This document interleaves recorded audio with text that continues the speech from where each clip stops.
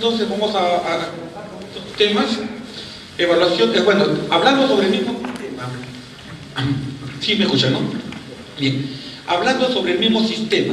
Es decir, estoy abocándome mucho en esta norma, en esta ley, porque ustedes van a ver la similitud que tiene con la norma que ustedes van a estudiar posteriormente y todas sus herramientas. Sin embargo, vamos a encontrar, por ejemplo, cómo en estos artículos que vienen a continuación, cómo es que se adaptan a las normas internacionales justamente con esta ley. En el artículo 40 dice: la evaluación, vigilancia y control comprende procedimientos internos y externos que permitan evaluar con regularidad los resultados y logros.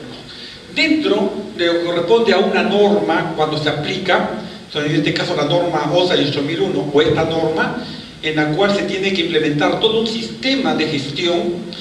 En el sistema de gestión no solamente hay lo que se llama, pues, digamos, política, como he dicho, objetivos, metas, acciones, sino que esas acciones también hay procedimientos que van hacia metodologías para cumplir objetivos o procedimientos administrativos que van a permitir también hacer que el sistema funcione. Esos procedimientos que se generan son procedimientos que nos van a permitir de una u otra manera, a la larga, tener o mantener una evaluación del sistema. Esos procedimientos generan a su mismo tiempo registros. Esos registros generan una serie de datos e información que luego se hacen los estudios adecuados cuando se hace una auditoría, cuando se hace una evaluación, y se puede comprobar realmente, y se puede hacer también las investigaciones posiblemente para comprobar qué tan eficiente ha sido la implementación del sistema, y en dónde están los errores, cuáles son las disconformidades o no conformidades y qué mejoras se pueden hacer. Entonces, la evaluación del sistema es muy importante y básico. Sin evaluación no hay mejora. Asimismo, los objetivos que se tienen que tomar en consideración ya en el artículo 41 con respecto a una supervisión es básicamente en encontrar las fallas o la deficiencia del sistema. Muchas veces la deficiencia del sistema se da porque los procedimientos no han sido los más adecuados, o los procedimientos de repente se han obviado algunos puntos, y es que de repente en algunos casos no ha habido la capacitación adecuada, o no ha habido la suficiente capacidad de poder sensibilizar a todos los trabajadores en el tema de seguridad y salud en el trabajo, y por lo tanto hay algunos problemas que puedan incurrir en la seguridad, y eso tiene que ver naturalmente con fallas, con elementos que tenemos que buscar en cómo poder luego mejorarlos. El punto siguiente es optar medidas preventivas y correctivas necesarias para eliminar o controlar los peligros asociados al trabajo. Entonces, una vez identificado, ¿qué tenemos que hacer? Bueno, tenemos que buscar, pues, cuáles son la metodología o cuáles vienen a ser las medidas que vamos a prevenir. Ese es el objetivo básicamente de una supervisión.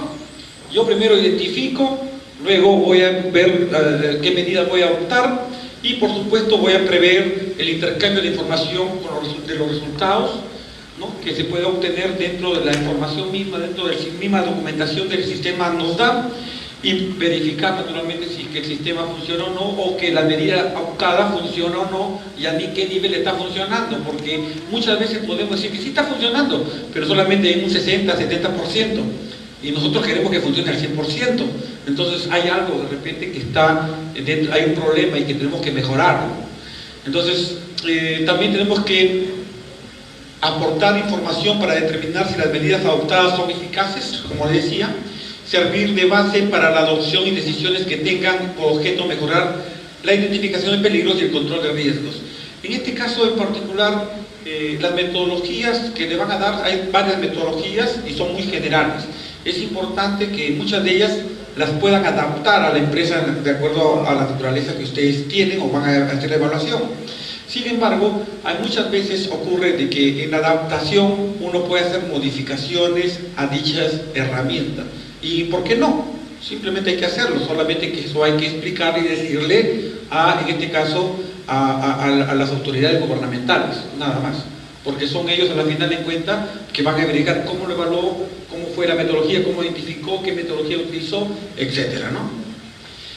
Y por supuesto debe servir de base para la adopción de decisiones que tengan como por objeto mejorar la identificación. Bueno, en este punto en particular conviene también proceso de mejora continua, ¿no? Que mejora el sistema constantemente. En el artículo 42 consiste ya en la investigación de los accidentes y enfermedades, ¿no?, que puedan ocurrir dentro de la empresa, así como los incidentes.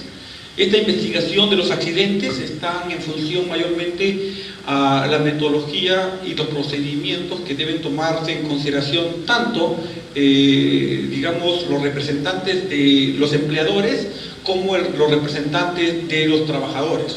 Ambos pueden hacer su respectiva investigación independientemente o en conjunto, todo depende, ¿no? Y ambos tienen pues la capacidad de poder irse a los mismos registros, a la misma información base para poder sacar y hacer la investigación del caso.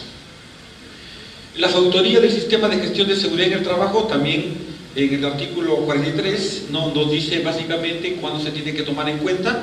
Estas auditorías pueden considerarse de la siguiente manera. Si se trata, hay tres tipos de auditorías para este caso en particular. Una que son las auditorías internas, que son las auditorías que se generan por parte de, en este caso, de la misma empresa que lo genera para poder ver cuáles son sus pequeños problemas o sus problemas que tiene para mejorarlos y mantener lo que se llama la mejora continua. O sea, el objetivo, en otras palabras, de esta respectiva auditoría, la auditoría interna, es hacer que la mejora continua se vaya realizando. O encuentro mi disconformidad o no conformidades y puedo lo mejoro. Luego existe una auditoría por parte del Estado, que ya son una supervisión básicamente, que estas vienen de una manera pues no ya a veces programada o a veces sin programar, porque a veces ocurre que hay una denuncia y en el momento hacen la auditoría o supervisión en el campo, respectivamente. Y hay otro tipo de auditoría, que es la auditoría que lo hace o lo genera la empresa cuando nosotros queremos una certificación o queremos mantener la certificación internacional. Hay una empresa que es la empresa certificadora que viene a verificar si realmente está trabajándose y está dentro de lo normal, es decir, las no conformidades se encuentran básicamente ya controladas, manejadas y por lo tanto pues no hay ningún problema. Entonces, en la parte de auditorías es establecer pues esos mecanismos que nos van a permitir hacer que la mejora continua funcione y que el objetivo de ellos es esto, o el objetivo de mantener pues correctamente con el aspecto legal o con el aspecto normativo de una empresa certificadora. En la otra tenemos la acción de mejora continua en el artículo 45, donde básicamente aquí a partir de un sistema de gestión, ¿no?, en este caso de seguridad y salud en el trabajo, que se desarrolla, se tiene que evaluar, ¿no?, lo que corresponde pues una vigilancia, auditoría y exámenes, como hemos dicho. Esa auditoría, vigilancia o exámenes que se dan a la empresa, estas luego posteriormente van a permitir identificar la disconformidad o no conformidades, luego pasan a la adopción, ¿no?, de medidas que van a permitir controlar o prevenir o corregir dicho en este caso no conformidad, y una vez que lo corrigió, nuevamente es vigilada, es auditada de repente o examinada o a través de un examen, y nuevamente va en este círculo de mejora continua en la cual siempre vamos nosotros a hacer que se vaya perfeccionando dicha, en este caso, actividad para poder controlar dicha no conformidad.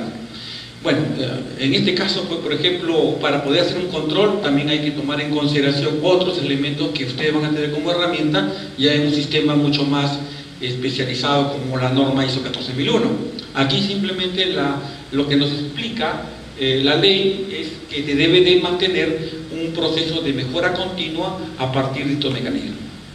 El siguiente.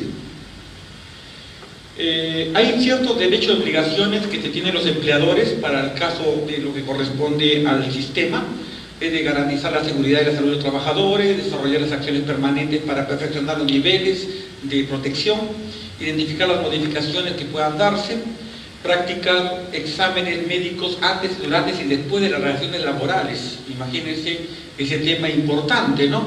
Entonces tienen el derecho pues de que los empleadores, es una obligación, en otras palabras, de hacer de que todos los empleados pasen estos exámenes médicos.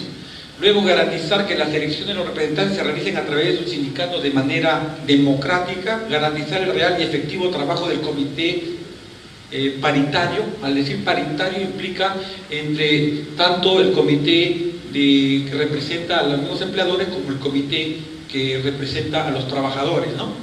Debe garantizar el real y efectivo trabajo de ellos y garantizar la oportuna y apropiada así la capacitación y entrenamiento en los temas de seguridad y salud en el trabajo.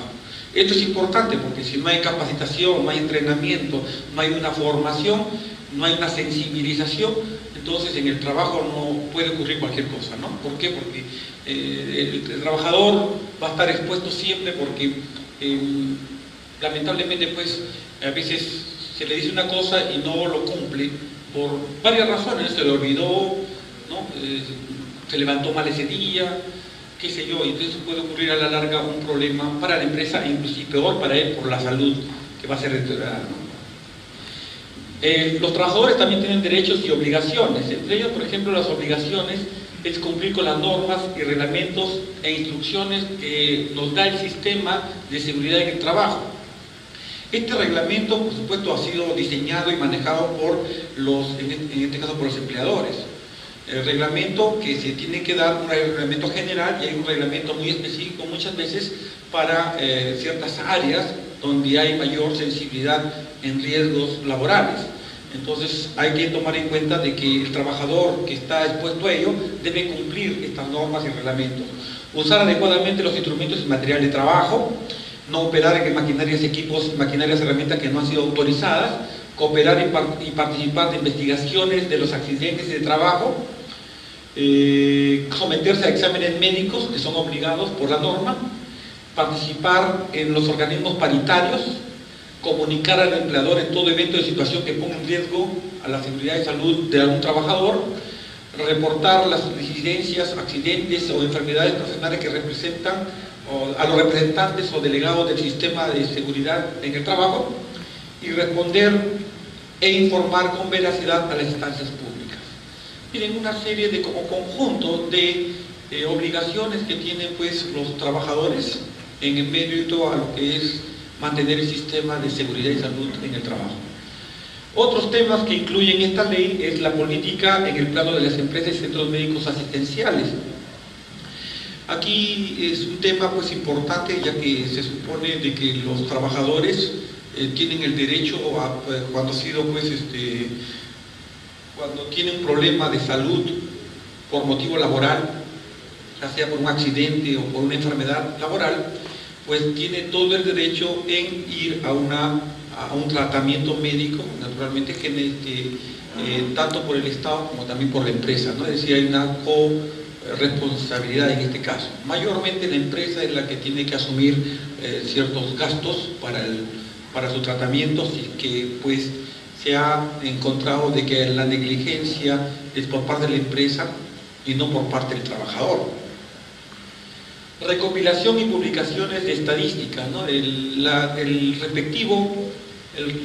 respectivas instituciones gubernamentales tienen la obligación de presentar por su página web, ¿no? En este caso en internet, de una manera abierta, todos los informes que se dan de seguridad y salud en el trabajo por parte de las empresas, a nivel estadístico.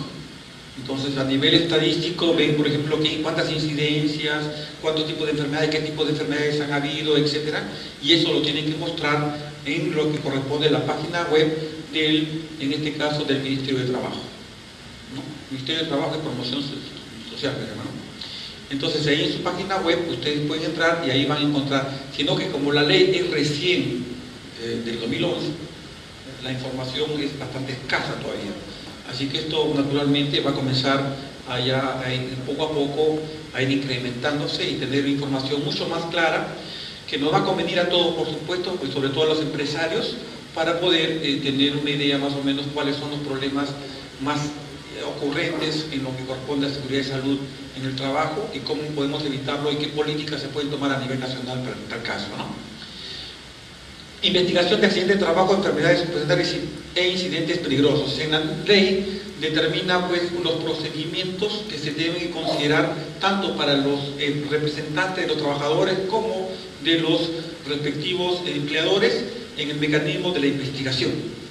Cómo se debe investigar, cuáles son los procedimientos, cuáles son los principios de investigación, cuál viene a ser la transparencia que tiene que tomarse en cuenta para llegar pues a tener un resultado óptimo y la paridad que sea muy similar para poder hacer que en este caso el estamento gubernamental vea pues de que sí existe una coherencia, hay una transparencia y por lo tanto no obligaría a que haya pues una investigación mucho más fuerte por parte del gobierno.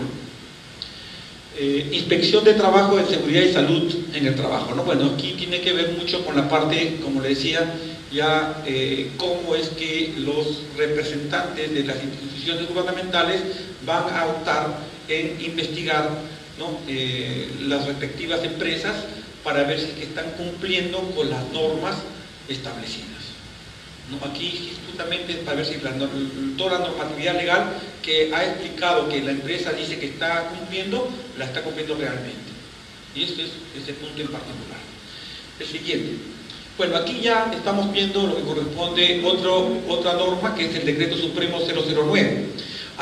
Anteriormente hemos visto solamente una norma. He tratado de extenderme en esa norma porque básicamente esa norma es la que está actualmente en lo que corresponde al tema de seguridad y salud en el trabajo, y es la que prácticamente sus puntos que hemos tratado van a ver ustedes que tiene mucha similitud con lo que ustedes van a estudiar posteriormente.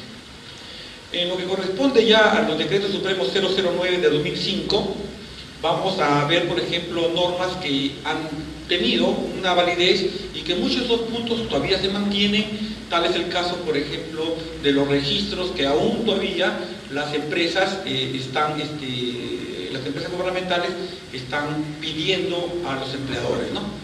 Bueno, el Decreto Supremo 009 de 2005 tiene ciertas disposiciones generales.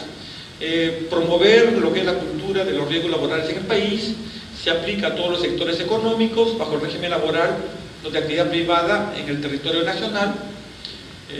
Aquí vean ustedes que un poco que la ley, o sea, por eso hubo una modificatoria y es por eso que luego también estas leyes prácticamente van a pasar ya a ser derogadas con la que hemos explicado anteriormente.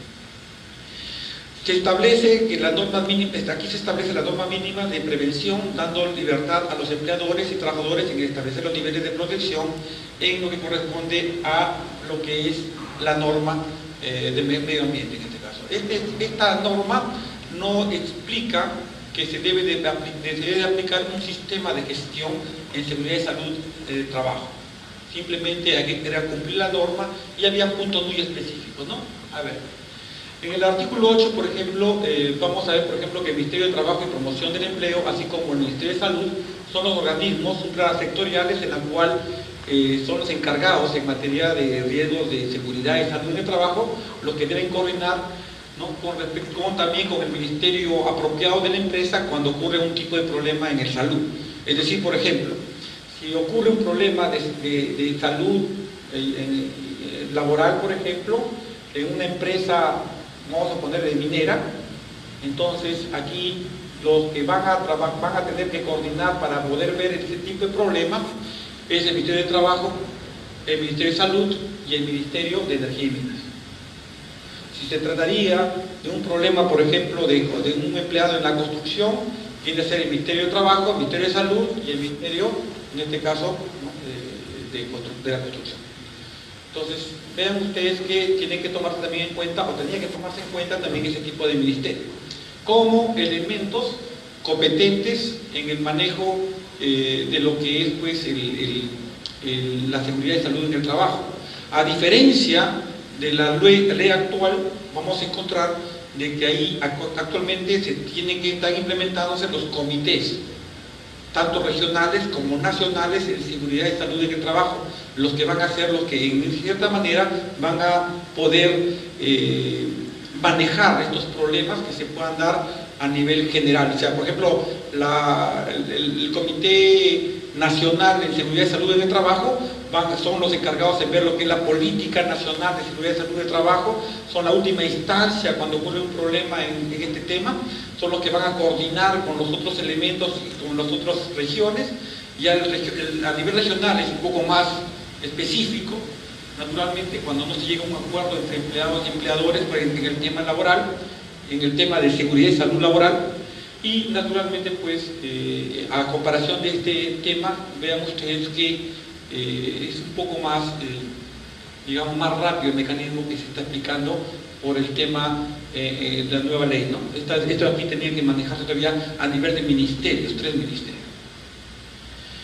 En el Ministerio de Salud, de acuerdo a la ley 27657, es el organismo rector en materia de salud humana y está encargado de establecer normas, medios adecuados de desarrollo, establecer sistemas de vigilancia, la orientación y supervisión de la formación, elaboración y divulgación de estudios relacionados al tema, otras funciones que establece la ley. En este caso, estas y otras son las que actualmente establece el Comité Nacional de lo que es seguridad y salud en el trabajo, ¿no? Por favor. El Ministerio de Trabajo y Promoción de Empleo tiene las atribuciones de verificar el cumplimiento de las normas, establecer y fomentar los procedimientos de supervisión, control e inspección, conducir y ejecutar acciones en materia de sistema de seguridad de trabajo, coordinar los programas de acción, coordinar los programas de acciones de educación, informar a entidades y organismos, realizar estudios especializados, muy similar, vuelvo a repetir, a lo que también la norma actual lo establece. O sea, vean ustedes, simplemente estoy colocando para hacer una comparación, porque ya básicamente hemos visto todos estos temas y hemos ampliado inclusive algunos de ellos, sino que básicamente esa comparación entre lo que anteriormente se tenía en normatividad con lo que actualmente se tiene, sí encontramos de que actualmente se está haciendo mucho más específico, más estructurado, más ordenado esta nueva ley. Entonces, y eso nos va a dar naturalmente mucho más posibilidades, inclusive a nosotros, de desarrollar algún trabajo en lo que corresponde a este tema, porque las empresas van a requerir urgentemente personas que les implementen estos tipos de sistemas de gestión en lo que corresponde a seguridad y salud en el trabajo, por ejemplo a partir de una hoja de 8001 o a partir de un sistema integrado con 8001 integrado en otros sistemas. Esto ya poco a poco se está requiriendo. ¿Por qué? Porque la misma ley lo está prácticamente conllevando a esto de futuro, ¿no? Tenemos, por ejemplo, algunos títulos de otras, ya este sería, por favor, estamos en misma, ¿no? Ya. En el Decreto Supremo 009/2005 hay algunos títulos que han sido actualizados, aunque se actualizan, ¿no?, por la ley, que es el sistema de gestión de seguridad, fue actualizado, derechos y obligaciones que se actualizaron, información de accidente de trabajo, que poco a poco se han ido actualizando, ¿no? Por favor, siguiente. Este viene a ser la norma 007 de 2007. Esta norma, ¿qué es lo que ha hecho? Lo que ha buscado es modificar al Decreto Supremo 009 del 2005. ¿No? Modificar. Por ejemplo, aquí ha habido modificaciones en los artículos 17, 31, 58, 77 y 79. Modificaciones. Tal es el caso que en el artículo 17, por ejemplo, el empleador debe implementar los registros de documentación del sistema de gestión, ¿no?, en materia de sistema de seguridad y salud de trabajo en función a las necesidades. Estos registros pueden ser, aquí lo que quería llegar, estos registros actualmente se encuentran, lo están pidiendo, o sea, la norma que les expliqué inicialmente es una norma en la cual les explica con 2, 3, 4 registros, pero actualmente lo que está pidiendo el Ministerio de Trabajo son estos registros. Es en la actualidad. Nos pide registro de accidentes de trabajo e incidentes en el que se deberá constar la investigación y las medidas correctivas, registro de enfermedades ocupacionales, registro de exámenes médicos ocupacionales, tanto antes, durante y después de toda actividad laboral, registro de monitoreo de agentes físicos, químicos, biológicos en factores a riesgos ergonómicos, registros de inspecciones internas de seguridad y salud en el trabajo, estadística de seguridad y salud, registro de equipos de seguridad o emergencias, registro de inducción, capacidad de entrenamiento y simulación de emergencias. Ahora, ¿cuántos de estos registros aplicamos? Porque esa es la lista de registros, ¿no? Hay algunas empresas que de repente aplicarán todas, hay algunas que aplicarán 3, 4, 5. Eso naturalmente se tiene que coordinar con el mismo ministerio. Con el mismo ministerio, dígame. Ingeniero, para que nos aclare, tenemos la ley de agosto del 2011, la ley de seguridad. Sí. Pero esto es una modificatoria del reglamento. Así es, de la ley anterior. anterior. Es lo que actualmente está A lo que está en vigencia, actualmente, a lo que está en vigencia ahorita. porque la ley todavía no tiene su reglamento. Así es. O sea, esto es lo que nosotros tenemos que centrar. En lo que corresponde a estos registros, para lo que es el vínculo entre la empresa y el gobierno. Porque el Ministerio de Trabajo ahora pide todos estos, como ya está la nueva modificatoria que es en abril de 2007, ¿Sí? ellos exigen todos estos registros y la actualización de estos artículos que reemplazan a los anteriores. Así es. En conclusión, esto es lo que rige la dependencia con el Ministerio de Trabajo. Así es. Con el Ministerio de Trabajo, exactamente. La ley, actualmente. Hasta que la ley, Hasta que la nueva ley tenga su reglamento. tenga su reglamento. Porque lo que falta es que la nueva ley tenga su reglamento y explique cuáles son los registros más importantes que debe tomar en cuenta. La ley ya está en vigencia, la nueva, pero todavía falta su reglamento en la cual le va a permitir establecer ya mecanismos más rápidos, apropiados en lo que corresponde a la relación empleador-empresa, empleador-gobierno y trabajador-empleador, ¿no? Estos reglamentos posiblemente se van a dar en el transcurso de este tiempo que viene y a partir de ese entonces esto ya queda de lado. Ingeniero, le hago esta pregunta para que nos quede claro, porque a veces muchos inspectores de trabajo, yo también fui inspector un tiempo, confunden los aplicativos actuales de la ley con la base de esta reglamentación modificada.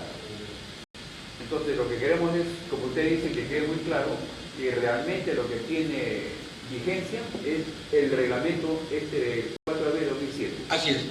En lo que corresponde o sea, cuando una cosa es la ley y otra cosa es un reglamento que viene a ser una implementación ya más, digamos, a nivel documentario, a nivel de actividad y acciones de la ley.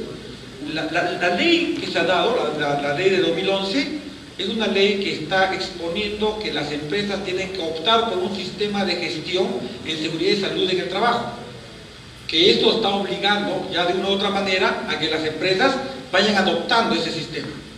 Pero hay ciertos mecanismos que todavía no están bien establecidos en esa ley, que con el reglamento van a permitir que la relación que se haga entre lo que corresponde el empleador o los empleadores con el gobierno sea mucho más eficiente. Tal es el caso del reglamento anterior.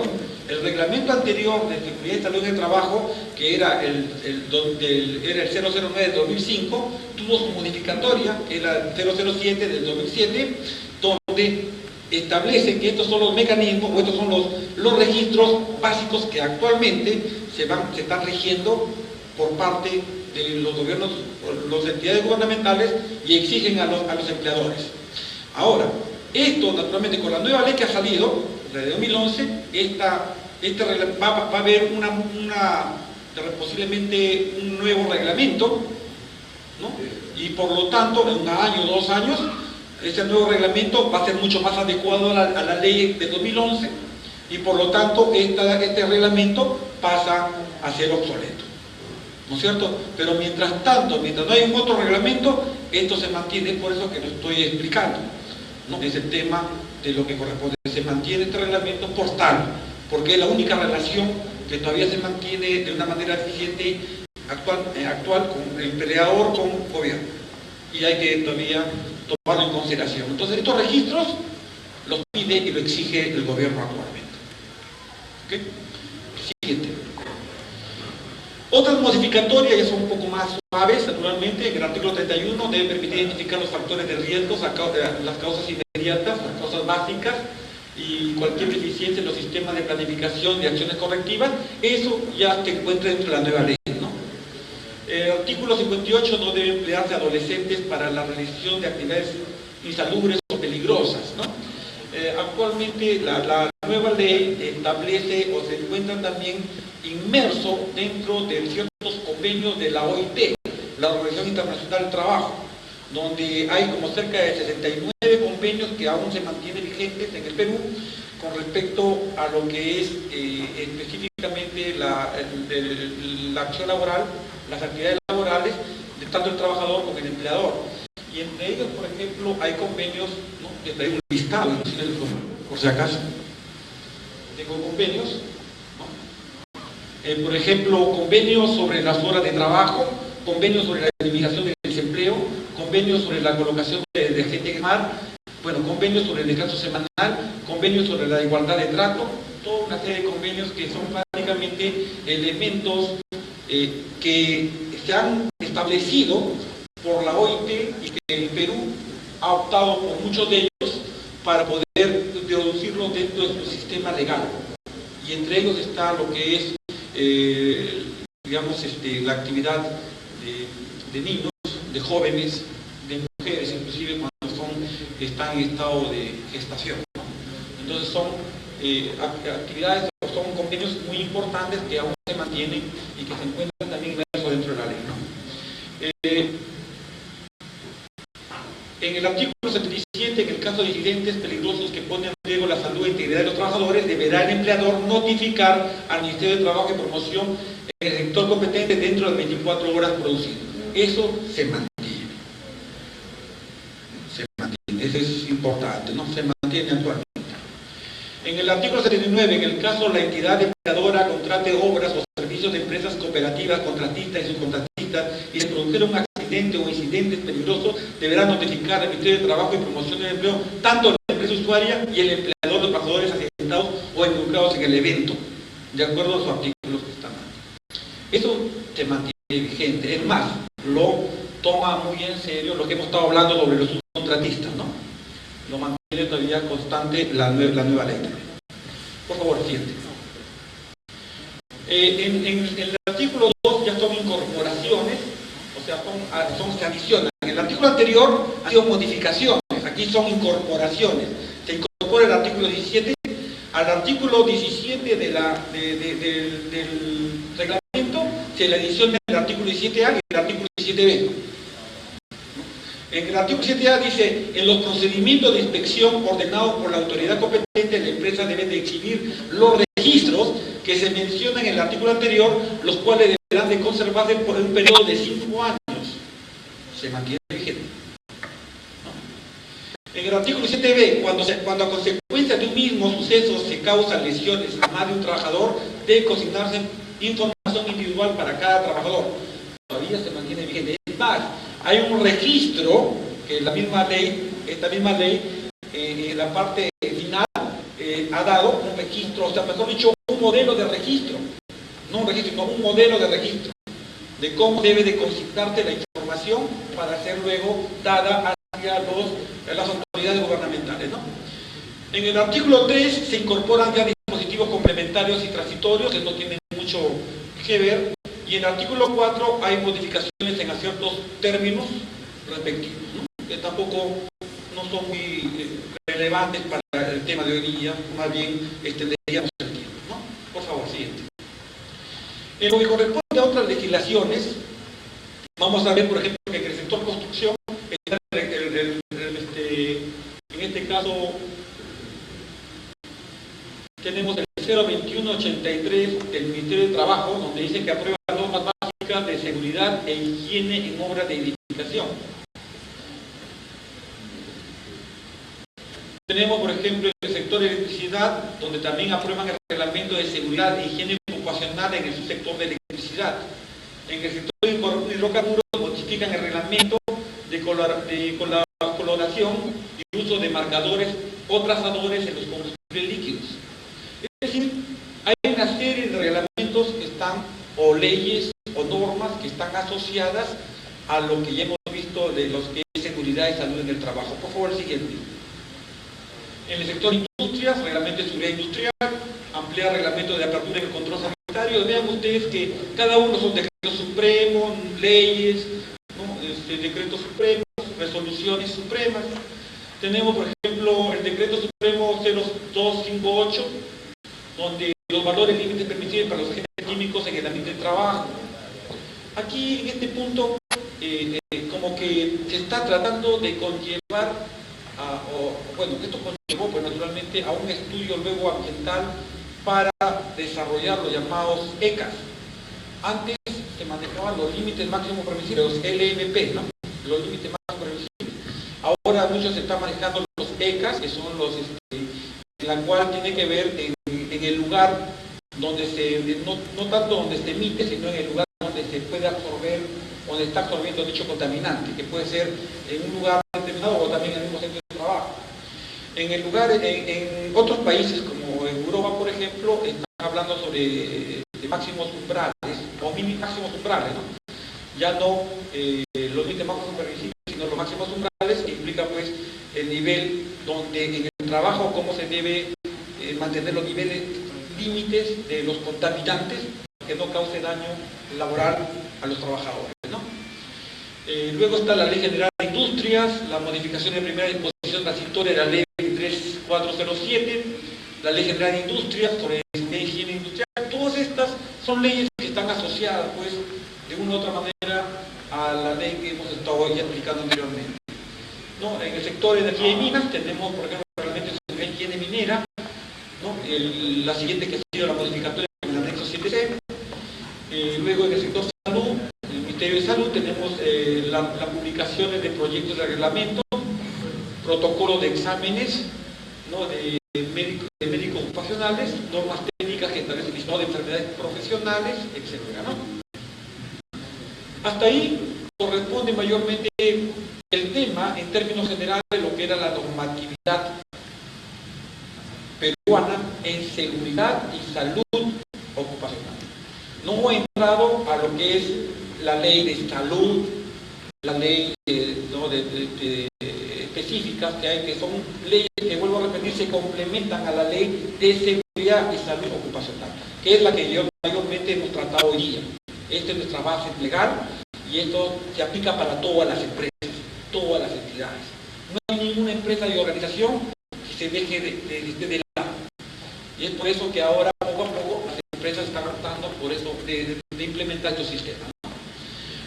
Voy a hablar ya un poco más someramente en lo que corresponde a ciertas normatividades internacionales de seguridad y salud en el trabajo, las que a nivel internacional han permitido pues, de que la normatividad peruana también se dé. Adelante, por favor. Tenemos, por ejemplo, tratados internacionales. El protocolo de Montreal relativo a las sustancias agotadoras de la capa de ozono. El objetivo de este protocolo es la minimización de lo que corresponde a ciertas sustancias que agotan la capa de ozono, minimizar el uso de estas sustancias. Tal es el caso de los clorofluoros carbonados, los CFC, que vienen a ser sustancias, viene a ser tanto el cloro o el bromo que están con el flúor, y que estos naturalmente cuando van hacia la capa de ozono la deterioran.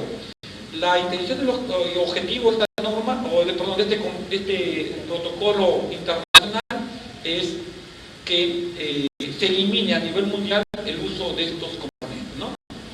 Luego tenemos el convenio de Basilea sobre movimientos transfronterizos de residuos peligrosos. Ustedes saben que los residuos peligrosos de una u otra manera también se han estado, así como los residuos, como los productos, pasándose de un país a otro. Bueno, esta norma nos permite de que se maneje de una manera mucho más formal, no informal, más formal, que permite garantizar que quienes van a transportar estos tipos de residuos a otro lugar puedan estos ser llevados, ya sea pues manejados, gestionados y dispuestos de una manera que no cause problemas al medio ambiente y sobre todo a la salud de las personas y los trabajadores. Convenio de Estocolmo sobre compuestos orgánicos persistentes, los COPS. Los COPS son sustancias que provienen generalmente de ciertos, son más o menos algo de 12 sustancias, por eso dicen los 12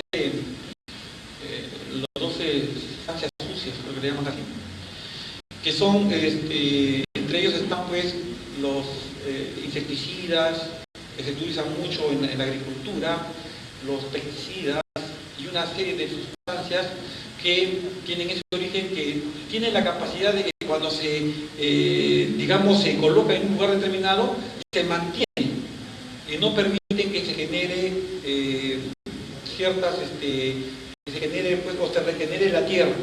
O sea, se mantiene persistente ese contaminante y el problema de la tierra no se genera y por lo tanto se vuelve un área que podría haber sido agrícola, se convierte en un área desértica, ¿no? En nuestro país existen zonas con COPs, ¿no? Es más, han habido, por ejemplo, instituciones por parte del Ministerio de, en este caso, cuando estaba la CONAM y cuando ahora está con el Ministerio de Medio Ambiente o de Ambiente, este ministerio ha puesto en un organismo interno en la cual están haciendo un balance de los COPs en el Perú, ¿no? De cuáles son las áreas que están infectadas con los COPs, ¿no? Es decir, con los compuestos orgánicos persistentes. Luego tiene el convenio de Rotterdam, por ejemplo, sobre lo que es el consentimiento previo de comercios químicos, donde aquí tiene que ver también con la comercialización, ya no sobre lo que corresponde anteriormente a residuos peligrosos, sino de químicos, donde existen ciertos químicos que se pueden comercializar abiertamente, porque hay un consentimiento, pero hay otros que no, en la cual tienen un riesgo. Y eso implica pues de que haya, bajo este convenio, que pueda haber pues un consentimiento de un movimiento de estas sustancias sin causar daño. Ahora, estas son normativas generales que de una u otra manera han incidido en nuestra normatividad legal peruana, ¿no? Otra, por favor.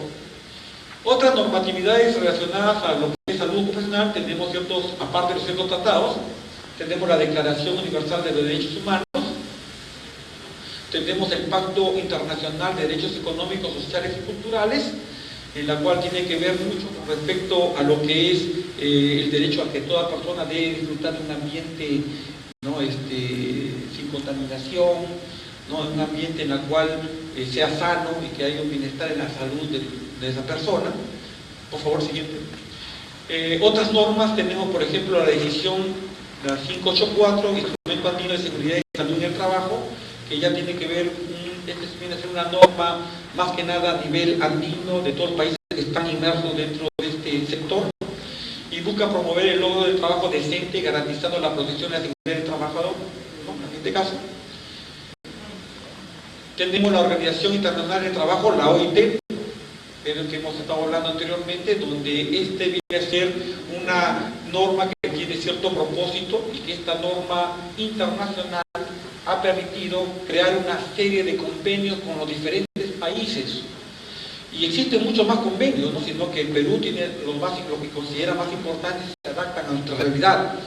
Y esos convenios que nos mantenemos vigentes son los que han permitido de una u otra manera, al formular nuestra normatividad peruana, mantenernos dentro de ese esquema, no escaparlo de ese esquema, ¿no? Es decir, las normas no se pueden crear de una manera así abierta, siempre hay un esquema normativo general y poco a poco. Es igual cuando hacemos, por ejemplo, decimos la Constitución Política del Perú. Todas las leyes tienen que estar de una u otra manera amarradas a la Constitución Política del Perú. Recuerda cuando por ahí en la política, en el hemiciclo, hay un congresista que dice, ¿esto es anticonstitucional? ¿Qué significa eso? Que no se encuentra amarrada a la Constitución, es decir, esta ley no se encuentra articulada de una u otra manera a ningún artículo de la Constitución. Es anticonstitucional. De igual manera, en lo que corresponde a lo que es el manejo de seguridad y salud del trabajo, existen normativas internacionales. El Perú ha tomado muchos de esos convenios normativos y los ha asumido como parte de ellos, como parte de sí, para partir de ellos formular nuestras propias normas legales en base a esa normatividad internacional. Es por eso que la OIT, de una u otra manera, no solamente en nuestro país, sino en muchos países, es la base de su normatividad en ese tema. Inclusive a nivel laboral, a nivel de lo que corresponde, pues, no solamente seguridad y salud en el trabajo, sino también la parte laboral y otras cosas más, pues. Es una norma internacional muy importante, ¿no? Por favor, el siguiente. Otros convenios internacionales, bueno, vamos a ver, por ejemplo, que la organización ha adoptado más de 180 convenios y de 185 recomendaciones sobre la amplia gama de temas, en los cuales el Estado peruano ha ratificado 70 convenios. Yo tengo 69, me faltó uno por buscar. Por favor, el siguiente. Otras normas que se ha considerado y que a nivel internacional tenemos la norma, en este caso, la OSA 18001. Esta norma es una norma internacional. Si ustedes van a analizar la norma, y la van a hacer, por supuesto, en el trayecto del diplomado, van a tener una serie de herramientas que le van a permitir implementar dicha norma. Pero se van a dar cuenta que en el momento que están implementando esa norma, están implementando todo lo que hemos visto anteriormente, de la primera ley que hemos visto. Porque es similar. Es por eso que a quienes estamos trabajando en este tema nos está favoreciendo, ¿no? Porque hay chamba, hay trabajo por hacer por ahí, ¿no? Hay bastante trabajo porque te está obligando por la ley a que se implemente el sistema de gestión. Entonces, pero al implementar, o sea, la ley obliga a este sistema que debe tener esto, el otro. Pero ¿quién tiene las herramientas para poder hacer que esto se ejecute? La norma OSA 18001. Entonces eso quiere decir que aplicando la norma 18001, aplico la ley vigente. Y eso me favorece o nos favorece a todos los que estamos optando por especializarnos en este tema, ¿no? Bueno, estábamos comentando que aquí son los estándares voluntarios. Bueno, actualmente para certificarse es voluntario. La norma OSA 18001 es voluntaria. Tampoco se puede decir que es obligatorio. Es obligatorio la ley, pero que es lo mismo básicamente. Pero si ustedes van a darse cuenta, yo puedo aplicar la ley la norma sin certificarme. Lo puedo hacer. Con eso estaría cumpliendo un requisito legal. Pero si yo ya tengo la aplicación, ¿por qué no me certifico? De repente mi intención futura es ampliar mi mercado y por lo tanto ganar más como empresa. Entonces está favoreciendo de cierta forma hacer luego una certificación. Entonces ya la certificación es voluntaria. Si yo quiero me certifico, es voluntario. Y claro, hay un costo para certificarse por las empresas certificadoras y eso le va a permitir tener una competitividad a nivel mundial en la venta de sus productos, sus servicios que pueda dar, ¿no? Lo que corresponde a seguridad y salud en el trabajo, no a la seguridad de los productos y servicios. O sea, aquí básicamente se está orientado a lo que es la persona como el elemento que desarrolla el trabajo y no justamente el producto o el servicio.